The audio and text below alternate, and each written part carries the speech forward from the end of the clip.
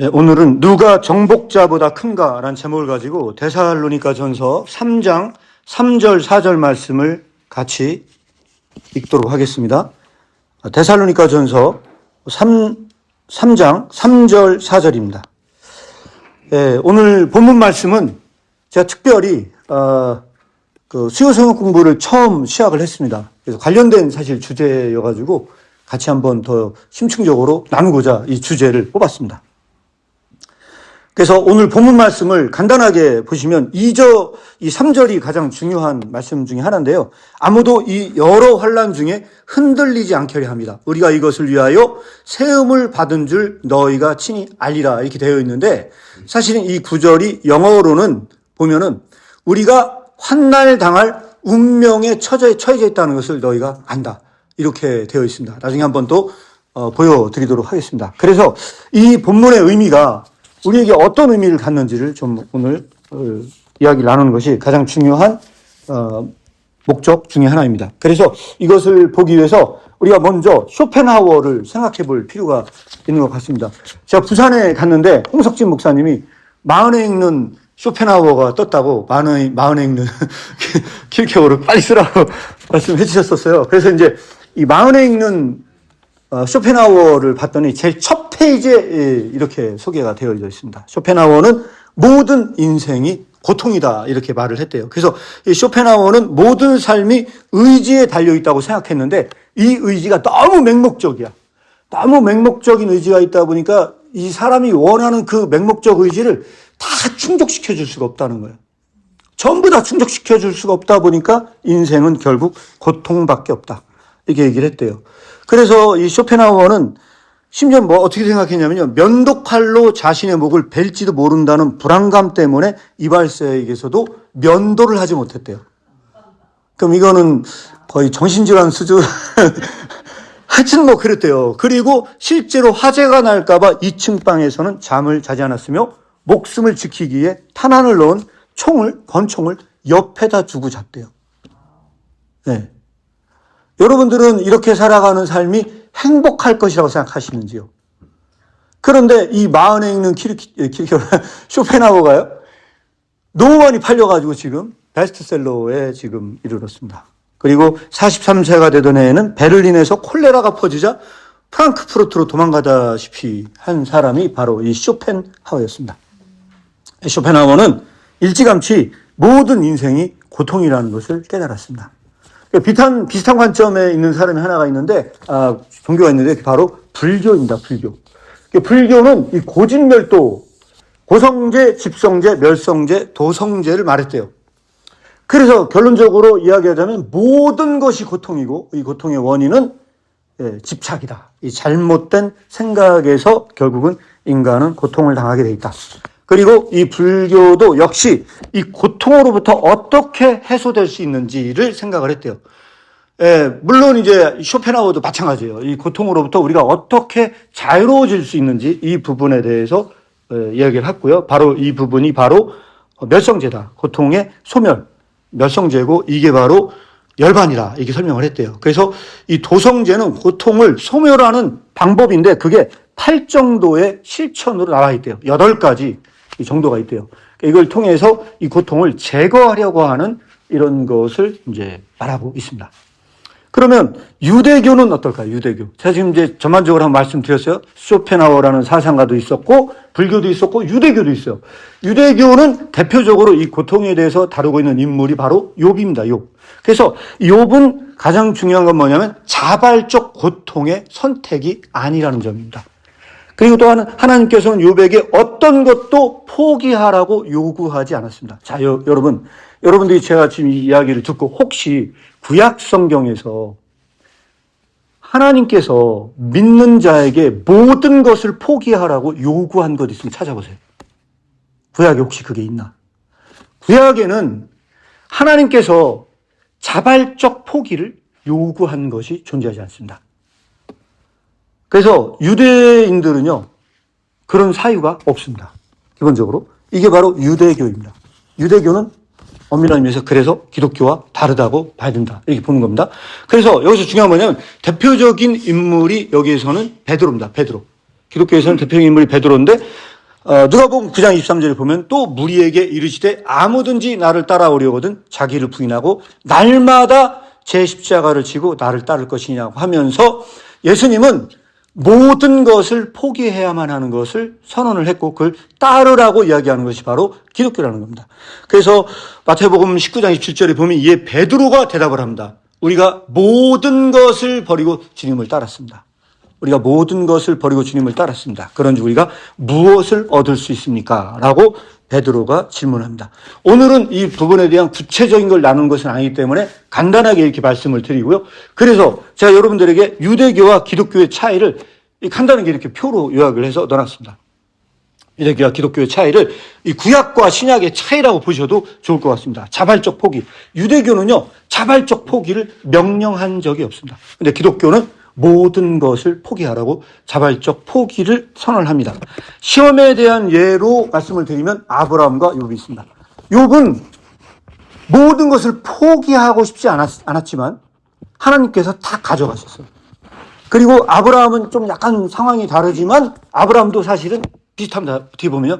하나님께서 포기할 것을 요구를 하셨거든요. 요구를 하셨는데 아브라함은 그게 사실은 싫었어요. 싫었는데 어쩔 수 없이 이삭을 포기할 수밖에 없는 이게 바로 유대교적 경건이다. 이렇게 설명을 드릴 수 있을 것 같습니다. 그런데 기독교는 뭐냐? 이 고난을 자발적으로 선택을 하라고 이야기를 하는 겁니다. 예. 자발적으로 선택을 하라고 이야기하는 거예요. 아까 제가 말씀드렸다시피 쇼펜하우어나 불교나 유대교와 달리 기독교는 그 고난을 자발적으로 선택을 하라고 요구를 하는 겁니다. 자, 유익에 대한 관점은 뭐냐면 유대교까지 모든 것이 뭐냐면 고난을 피하는 것이 유익이라. 이것이 바로 반면 기독교는 뭐냐? 포기 자체가 유익의 영광을 확신하는 것이다. 고난 자체를 선택하는 것이 네가 기독교를 얼마나 확신하고 있는지 그거를 입증한 것이다. 이게 바로 기독교적 입장이라는 겁니다. 그래서 경건의 의미는 가져가신 하나님께 감사를 드린다. 이게 바로 빼앗은 것 주신 것도 여호와시오 빼앗은 것도 여호와시오니라고 하면서 그 하나님께 불평하지 않고 나아갔던 욥은 유대교적 경건의 상징입니다. 그런데 기독교는 어떠냐? 자발적 포기가 나에게 유익하다고 믿는 것이 기독교적 경건이다. 이렇게 말씀을 드릴 수 있습니다. 전반적으로 전체 큰 의미에서 말씀을 드리면 이렇게 설명을 드릴 수 있고요. 그 다음에 로마서 8장 15절 말씀에 보면 이렇게 나와 있습니다. 너희는 다시 무서워하는 종의 영을 받지 아니하고 양자의 영을 받았다. 그래서 아바 아버지라 부른다. 여기에서 무서워하는 영, 이 비굴한 영은 자발적 포기가 하나님을 시험하는 것이라고 생각을 합니다. 그리하여 하나님을 웃음거리로 만드는 것이다. 유대교적 경건으로 봤을 때는요, 이거는 말이 안 되는 거고 세속적인 시야에서 봤을 때는요, 이것은 미친 짓입니다. 그래서 이것은 하나의 광기로 설명할 수 있습니다. 믿는 사람들은 세상에서 도저히 이해받을 수 없는 존재들이라고 저는 개인적으로 생각을 합니다. 여기 앉아 계신 분들은 세상에선 이해받을 수 없는 분들이라고 생각을 하고요. 자, 여기서 중요한 퀴즈 하나 내고 넘어가도록 하겠습니다. 그 퀴즈는 바로 이겁니다. 하나님이 인간에게 빼앗을 수 없는 것은 무엇일까? 다 뺏을 수 있대요. 욥에게서 재산도 뺏을 수 있고 명예도 뺏을 수 있고 전부 다 뺏을 수 있어요. 하나님께서 그를 진짜 크리스천으로 만들기 위해서 세상에 있는 많은 것을 다 가져갈 수 있어요. 하나님께서 유일하게 뺏을 수 없는 게 한 가지가 있대요. 네? 뭘까요? 예? 우리의 선택. 박수 부탁드립니다. 박수 부탁드리겠습니다. 네. 이건요, 맞춘 겁니다. 사실은요. 맞춘 건데, 이거를 다른 말로 말씀을 드리잖아요. 다른 말씀을 드리면 우리가 어떻게 말씀을 드릴 수 있냐. 이것은 자발적인 것은 뺏을 수 없대요. 기독교적 경건은요, 자발적 선택입니다. 하나님께서 어려움을 주신 게 아니고 내가 그 어려움을 자발적으로 선택을 하는 겁니다. 그래서 킬케고르는 기독교 공교에서 이렇게 말을 합니다. 이렇게 말을 합니다. 하나님은 인간에게서 모든 것을 가져가실 수 있다. 하지만 모든 것을 포기할 수 있도록 모든 것을 개인에게 남겨놓았다. 이것이 기독교가 요구하는 것이다. 이렇게 설명을 해놨습니다. 하나님께서는 모든 것을 다 가져가실 수 있지만 모든 것을 맡겨놨어요. 자발적으로 포기하라고. 이게 바로 기독교적 경건이다, 이렇게 말씀을 드릴 수 있을 것 같습니다.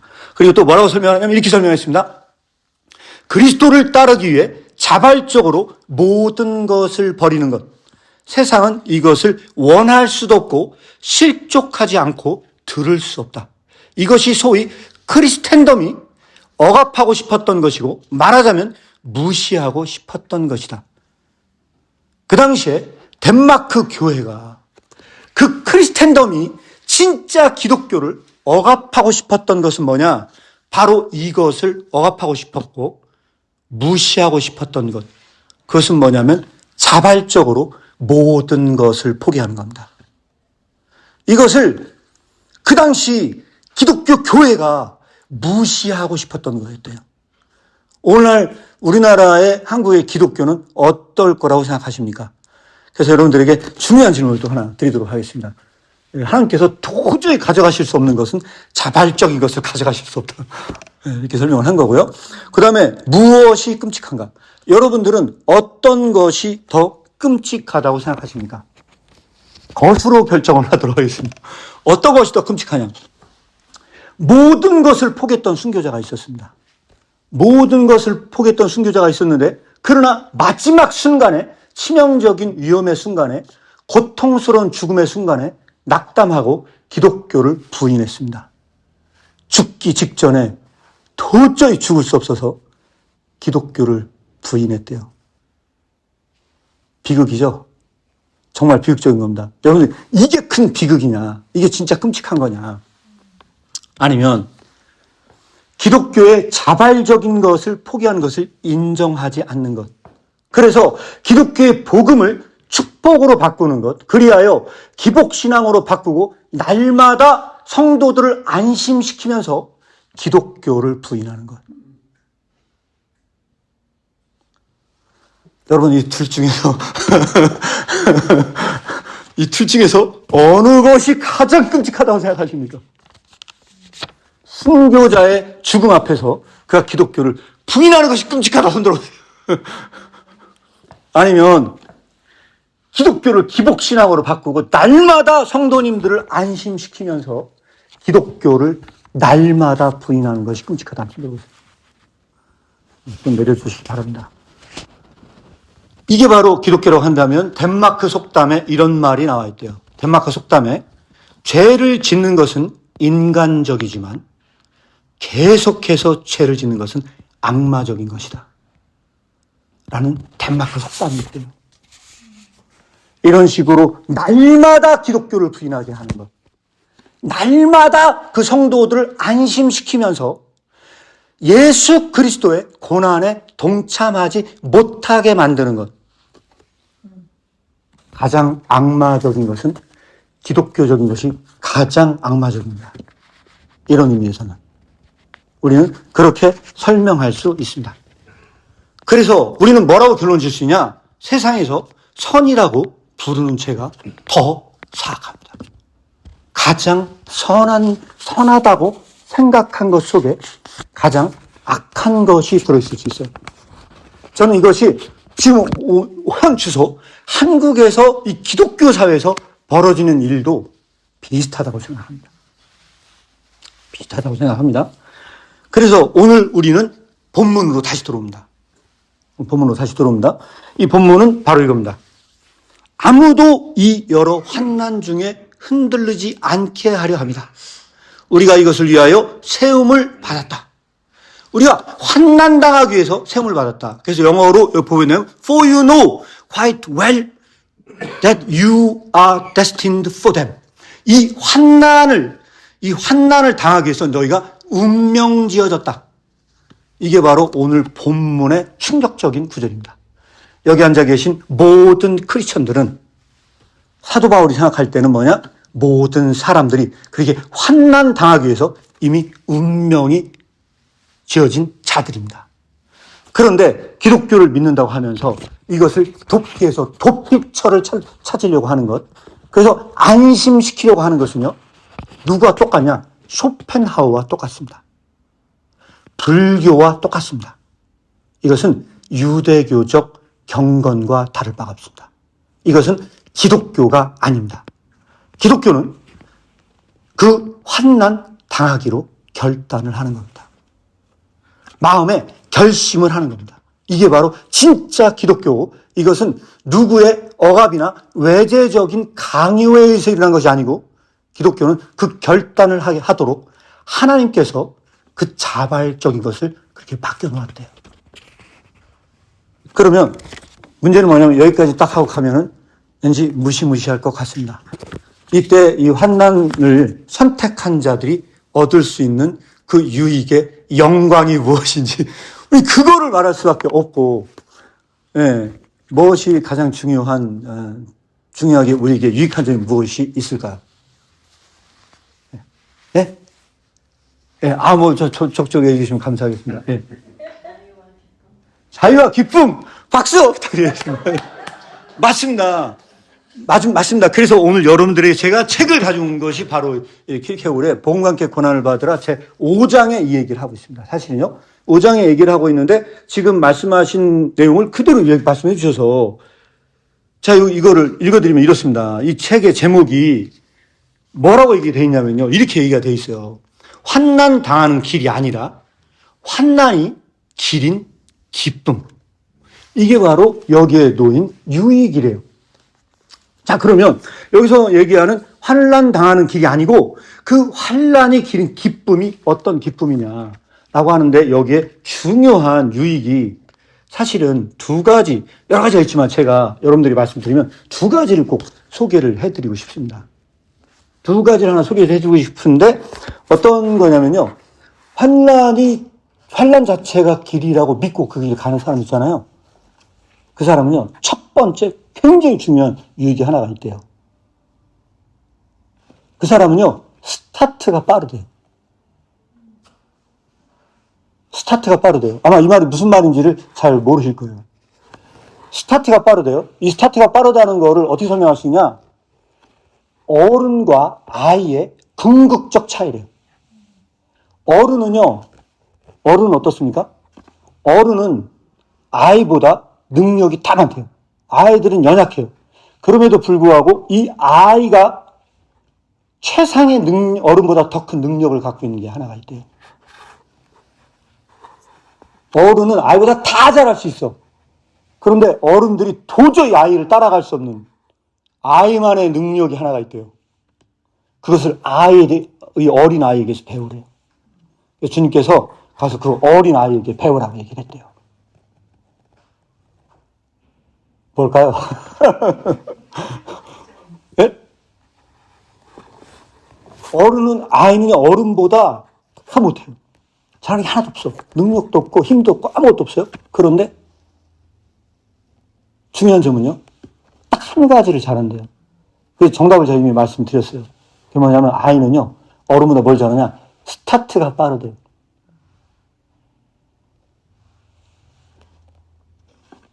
왜 스타트가 빠른지 아세요? 이게 이제 중요한 점인데, 이거를 기독교적인 용어로 정확하게 옮기면요, 순종입니다. 순종인데요, 아이는 엄마가 가서, 야, 잘 때가 됐다, 자라. 그러면요, 그냥 잔대요. 어른은 문제가 뭐냐? 지금 자야 할 때인지, 좀 남아야 할지, 의사결정장애. 내가 지금 이것을 해야 할 일인지, 안 해야 할 일인지를 몰라. 그래서 어른은요, 그 힘을요, 의사결정하는데 80%의 힘을 쏟아붓는데요. 어른은 명쾌하게 내가 할 일인지 안 할 일인지를 몰라. 그걸 알 수가 없어. 그래서 항상 의사결정 장애에 시달리고 있대요. 이거는 마치 뭐와 똑같냐? 한 조의 말이 있어요. 말이 짐을 싣고 가면서요, 너무 힘들어요. 왜? 짐이 너무 무거워. 짐이 너무 무겁거든요. 그래가지고 너무 무거워서 그 힘들게 그 짐을 지고 가고 있는 말을 보면요. 굉장히 안타깝게 생각한대요. 그리고 말을 위해서 막 힘내! 이제 갈 수 있어! 막 이렇게 얘기를 한대요. 그런데 어떤 말이냐. 빈 수레를 끌고 가고 있는 한 조의 말이 존재한대요. 빈 수레를 들고 가고 있는 한 조의 말이 있어요. 그 수레는 비어 있어요. 그런데 한 말은요, 앞을 가려고 하고 있고요.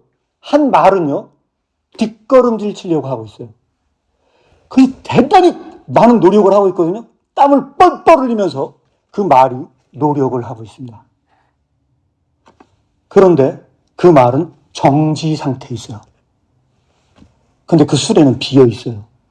과업도 없어. 키르케고르는 의사결정 장애에 빠진 어른들의 상태가 마치 그와 같대요. 그는 아직 짐을 실은 적도 없어. 그런데 의사결정을 못해. 그래서 한 말은 앞으로 가려고 하고 한 말은 뒤로 가려고 하기 때문에 아무것도 하지 못하고 있는 상황에서 가만히 있는데 땀을 흘리고 있어요. 이게 바로 어른들의 상태예요. 순종하지 못하고 의사결정 장애에 빠져 있는 상태.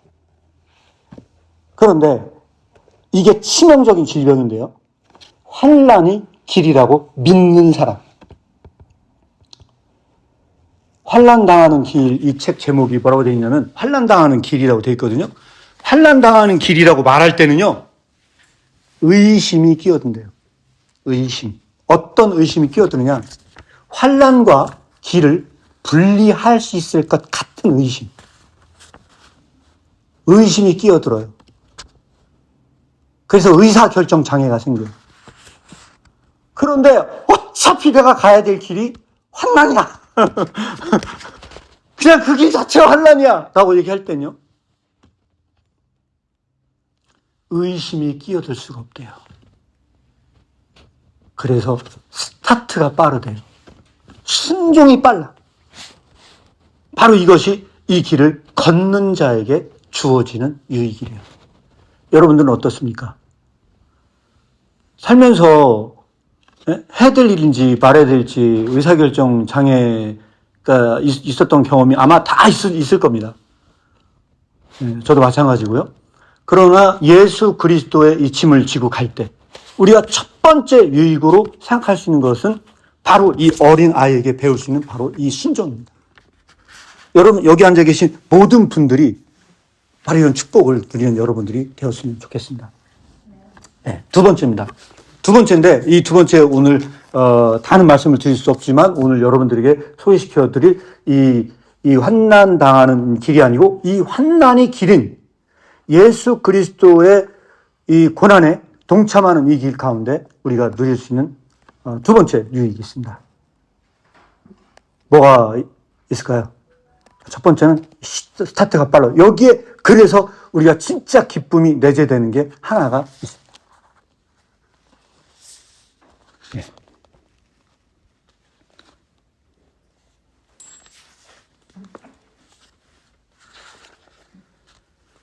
자,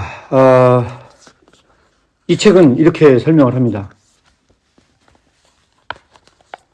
아까 제가 말씀드렸다시피 바로 그 의심이 길과 환난 사이를 갈라놓을 수가 없습니다. 갈라놓을 수가 없습니다. 그래서 우리는 말씀을 한번 찾아보면 좋을 것 같습니다. 찾아보면 좋을 것 같은데 고린도전서 13장 13절 말씀을 보게 되면요. 고린도전서 10장 13절 말씀입니다.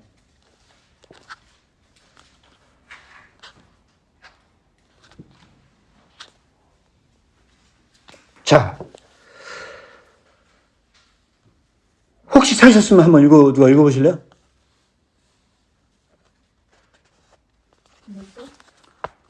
고린도전서 10장 13절.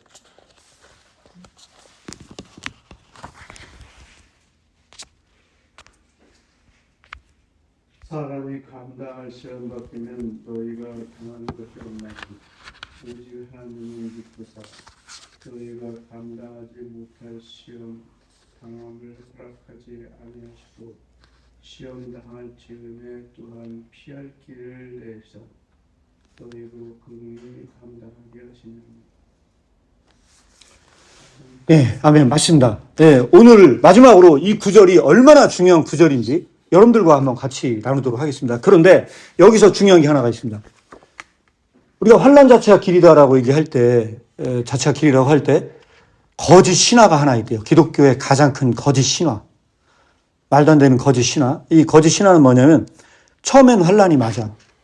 그런데 이 환난은 점점 더 쉬워질 거야. 하는 것이 기독교의 거짓 신화래요.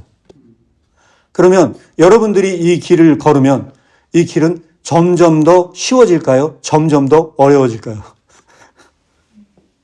여러분들은 어떻게 생각합니까? 이 길이 점점 더 쉬워질 것 같습니까? 점점 더 어려워질 것 같습니까? 네? 봄과 함께 고난을 받으라 했었냐? 점점 더 쉬워질 거라고 말하는 것이 기독교의 거짓 신화고 환난 당하는 길이 조금씩 쉬워진다는 거짓 신화를 기독교가 널리 알려서는 안 되는 이 신화라고 설명을 합니다. 이 길은 환난 자체가 길이라고 하는 건요. 이 길은 더 어려워진대요. 더 어려워진대요. 그래서 선을 품은 사람이 선한 대로 살기가 어렵대요. 그래서 저는 이거를 보면서 무슨 생각을 하게 됐냐면 보험 사기 뉴스를 집중하게 됐어요. 언젠가. 보험 사기. 그래서 보험 사기를 하려고 하는 보험 사기단들이요. 심지어는 사랑하는 가족들도 이용해서 보험 사기를 하고 가족들의 목숨조차도 자기의 그 안위를 위해서 이용해 먹는 것들이 있었다고 뉴스에 나오더라고요. 그런데 이것은 선한 길은 아니잖아요. 그러니까 쉬운 길, 이거는 쉬운 길이고 쉬운 걸 원했던 길이었어요. 그런데 중요한 거는 그 사람이 진짜로 진리의 길, 선한 길을 가려고 하는 그 순간 이 세상은 비진리이기 때문에 이 길은 어려워진대요. 이 길은 어려워진대요. 그럼 여러분들 이 설명과 쇼펜하우어의 설명은 정반대인 걸 느낌이 오실 거예요. 왜? 쇼펜하우어는 왜 고통해요? 내 욕구가 너무 맹목적이야. 내가 원하는 게 너무 많아. 그래가지고 원하는 게 너무 많아가지고 그 의지를 내가 도저히 컨트롤할 수가 없어요. 그 의지를 컨트롤할 수가 없어요. 그래서 그 의지를 컨트롤할 수 없다 보니까 항상 결핍된 상태에 남게 돼요. 그것이 고통이에요. 그것이 고통이에요. 이것이 쇼펜하우어의 고통의 의미라고 한다면요. 오늘 우리가 말하고자 하는 것은 그것이 아닙니다. 예수 그리스도와 함께 십자가의 고난을 결정하고 당하는 겁니다. 내가 그것을 스스로 선택을 하는 겁니다. 그때 그 길은 점점 더 어려워진대요. 점점 더 어려워진대요. 그런데 오늘 본문 말씀에는 뭐라고 얘기합니까? 그럼에도 불구하고 우리 인간들에게는 초인간적인 고난이 있나요? 없나요? 오늘 본 말씀에 의하면 하나님께서는 시험 당할 때 네가 도저히 그것을 견딜 수 없는 고난을 하나님께서 주신다는 거야? 안 주신다는 겁니까? 오늘 이 말씀은요. 절대로 너에게 당하지 못한 고난을 주지 않는다는 거거든요. 하나님께서 다 피할 길을 주신다고 하거든요. 자, 중요한 것을 넘어왔습니다. 여러분, 한번 생각해 보세요. 일반적으로 환난은 길입니까? 장애물입니까? 장애물이죠? 일반적으로 장애물이잖아요? 일반적으로 장애물인데, 내가 환난이 길이라고 믿는 그 순간, 장애물이 갑자기 탄탄대로가 되는 겁니다. 장애물이 갑자기 탄탄대로가 되는 거예요. 여러분들 생각해 보시죠. 비유적으로 말씀드리는 거예요. 그러면 비유적으로 말씀드리는 거예요. 홍해가 갈라지는 기적과 장애물이었던 환란이 내가 그것을 길임을 믿고 발을 내디딜 때 환란 자체가 길이 되는 것과 어느 것이 더 큰 기적일 것 같아요? 내가 그거를, 그 환난 자체를요, 길로 믿고 딱 내디딜 때, 그 길 자체가 운송 담당자가 된대요. 그 환난 자체가. 나를 이끌어가는 운송 담당자가 돼. 다른 말로 얘기하면, 이게 한 조의 말이 돼요. 말이 돼서 환난 자체가 나를 싣고 가. 앞으로 싣고 가. 그래서 그 환난 자체가 나를 싣고 할 때, 이것이 기독교가 말하고자 하는 거고, 오늘 본문이 말하고자 하는 거예요. 오늘 본문. 우리 본문, 이 본문에서는 뭐라고 설명을 하고 있습니까? 인간적인 것을 제외하고 어떤 시험도 여러분들에게 그런 부딪힌 적이 없습니다. 하나님은 여러분들에게 시험을 당할 수 있도록, 그 시험을 감당할 수 있도록 시험과 함께 피할 길을 준다고 했는데,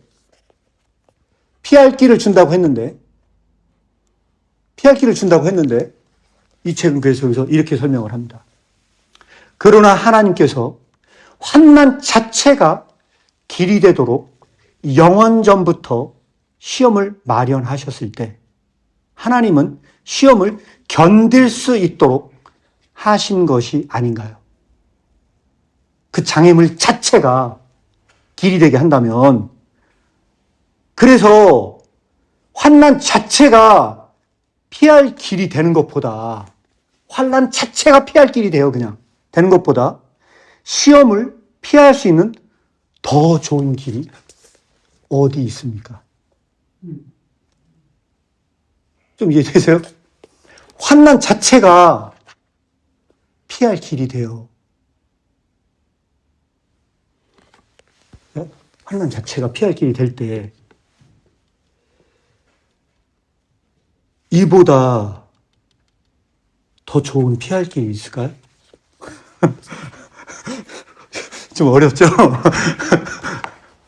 어디로 딴 데로 갈 필요가 없어! 그냥, 우리는 피할 길을 가려면, 피하기 위해서 비가 오면은 처마 밑에 숨고 하잖아요? 그럴 이유가 있을까요? 없을까요? 없어요. 왜 그래요? 그 장애물 자체가 피할 길이에요. 어디로 도망을 갈 필요가 없어요. 믿는 자는 환난 자체가 길인 경우에는요, 도망가지 않습니다. 그냥 그 길 자체에서 쉬어요. 이게 오늘 그 얘기입니다. 도망을 가지 않고 그 길 자체에서 쉴 수 있어요. 왜? 그 길 자체가 나를 하나님 나라로 인도하는 운송 담당자고, 한 조의 말이고, 나를 싣고 가는 대상이 환난이기 때문에 우리는 그 길을 그냥 가는 겁니다. 이것이 기쁘지 아니한가, 이 얘기를 하는 겁니다.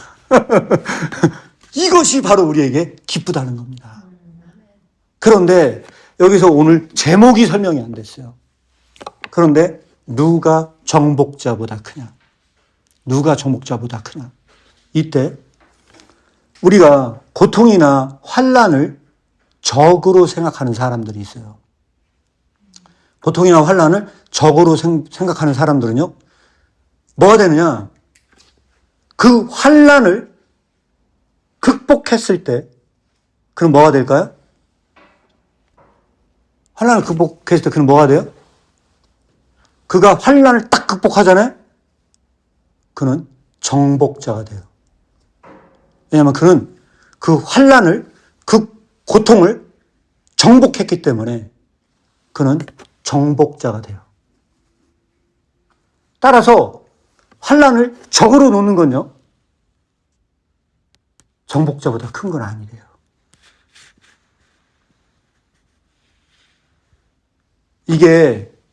이거를 원하는 게 뭐냐? 제가 볼 때는 불교 같아요. 불교는 108번뇌, 인간의 고통을 108가지를 쪼개놓고요, 그걸 극복하려고 노력해요. 극복하려고 노력을 해요. 근데 그건 기독교가 아니에요. 기독교는 환난을 적으로 두지 않습니다. 기독교는 환난을 친구로 둡니다. 친구로. 환난 자체가 길인 경우는요, 나를 하나님 나라로 인도하는 그것은 수단이요, 나의 친구입니다. 그래서 환난을 그 친구로 뒀을 때, 그래서 그 환난 자체가 운송 담당자가 됐을 때 그는 정복자보다 더 커요. 정복자보다 더 큰 사람이 됩니다. 그래서 로마서 8장 말씀을 한번 보도록 하겠습니다. 로마서 8장. 그래서 로마서 8장에 보면은 사도 바울은 이렇게 이야기를 합니다.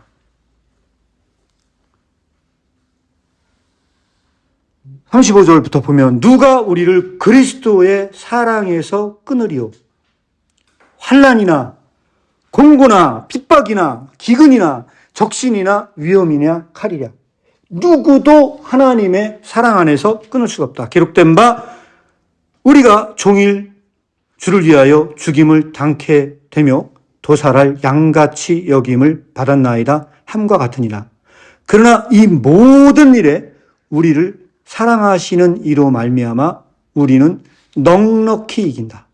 여기서 우리가 성경으로 되어 있는 넉넉히 이긴다가 바로 정복자보다 크다는 이야기입니다. 믿음으로 여러분들이 한 걸음 한 걸음 예수 그리스도를 닮아 살아나갈 때 여기 앉아 계신 모든 분들은 환난을 적으로 놓는 게 아니고 친구로 둠으로써 정복자보다 큰 자가 되기를 축복합니다. 오늘 본문 메시지는 바로 그것을 말하고 있는 것이고요. 데살로니가전서 3장 3절에 말하고 있는 이 환난이 우리에게 주는 유익입니다. 그래서 여기서 우리가 이를 위하여 우리가 환난 당하기 위해서 세움을 받았고 우리는 그 길을 걸어갑니다. 이때 진짜 큰 유익은 저는 다시 처음으로 돌아가서 쇼펜하우어와 같은 불안에 빠지지 않습니다. 쇼펜하우어는 이 고통을 너무나 싫어했기 때문에 면도칼로 자신의 목을 벨지도 모른다는 불안감 때문에 이발사에게도 면도를 시키지 않았어요.